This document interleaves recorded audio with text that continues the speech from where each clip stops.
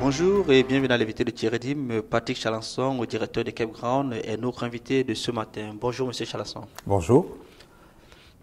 On parle de plus en plus aujourd'hui de la performance et comment améliorer la performance au sein d'une entreprise. Vous, selon vous, est-ce qu'il est possible d'améliorer la performance au sein d'une entreprise?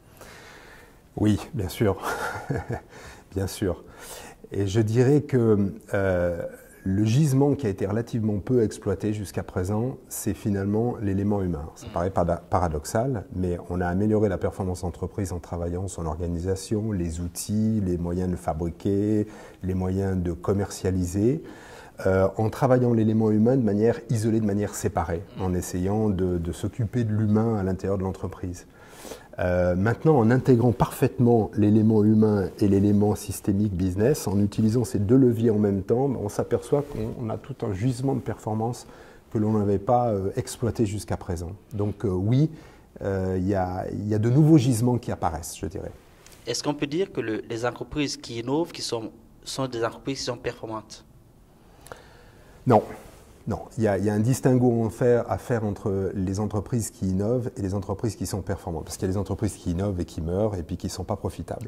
Par contre, je dirais que l'inverse est probablement vrai. C'est-à-dire qu'une entreprise qui soit capable d'innover et de durer est une entreprise qui est performante parce qu'elle doit utiliser finalement comme une vache à lait les résultats de sa performance pour pouvoir financer l'innovation.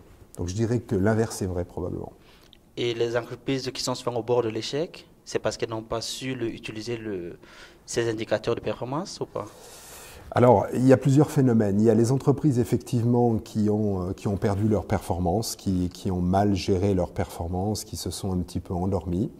Et il y a quand même des entreprises aussi qui sont arrivées à un tel niveau de performance et d'amélioration continue dans leur domaine qu'elles en ont oublié d'innover et de se réinventer. Hein, l'histoire récente de ces grands fabricants de téléphones ou d'informatique, etc., ou d'appareils photo, qui finalement étaient devenus tellement performants dans leur domaine qu'ils en ont oublié, ça les a rendus un peu aveugles finalement, quelque part. Est-ce que finalement, le plus difficile, c'est pas d'être leader?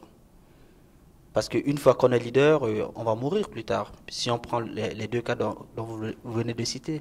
Alors si on parle effectivement de Nokia, si on parle d'IBM, ou alors de Kodak. Oui, quoique IBM a très très bien rebondi dans le domaine des services, mais non, quand on parle de Microsoft, quand on parle d'Apple, on voit qu'on a des entreprises durables. Non, ce n'est pas une fatalité. Quand on est grand, justement, en général, on a les moyens d'innover et de perdurer. Si vous regardez les grandes entreprises du CAC 40, on retrouve quand même beaucoup de vieilles institutions qui ont su acquérir, se réinventer et innover. Donc je dirais que ce n'est pas une fatalité, non.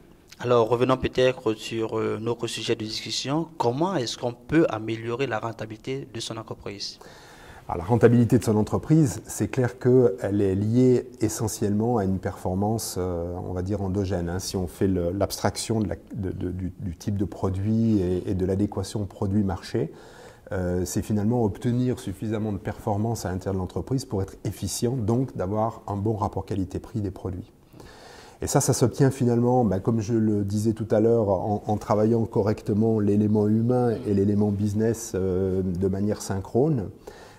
C'est-à-dire ne pas oublier d'embarquer dans les techniques de l'amélioration de la performance l'élément humain dans tous les rouages de l'entreprise. Ça veut dire d'impliquer les collaborateurs dans les idées mêmes d'amélioration et d'avoir un management qui est très attentif et qui accompagne finalement ce mouvement-là. Le tout dans un sens qui est donné par la direction générale. Donc c'est un ensemble de méthodes et d'astuces mais qui doivent être équilibrés entre l'élément humain et l'élément business. Ça, c'est un peu la clé, je dirais. Est-ce que pour une bonne réussite d'une telle stratégie, on n'a pas meilleur temps de prendre quelqu'un depuis l'extérieur qui pourra avoir un avis différent que de prendre un collaborateur depuis l'interne? Alors, les grandes entreprises qui sont arrivées à une telle taille ont construit des départements internes qui sont des départements qu'on appelle souvent business excellence, etc. C'est-à-dire qu'ils ont réussi à internaliser ces consultants, ces yeux extérieurs, de façon à être en support des business à l'intérieur de l'entreprise. Maintenant, quand on est une PME ou quand on est une entreprise, je dirais même jusqu'à 1000-1500 personnes, on n'a pas la taille critique d'avoir ces consultants pointus, performants dans ces différents domaines.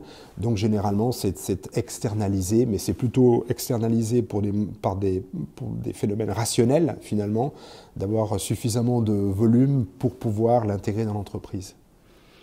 Merci Patrick Chalançon pour ces explications. Quant à vous, nous vous donnons rendez-vous très prochainement avec un nouvel invité. Au revoir.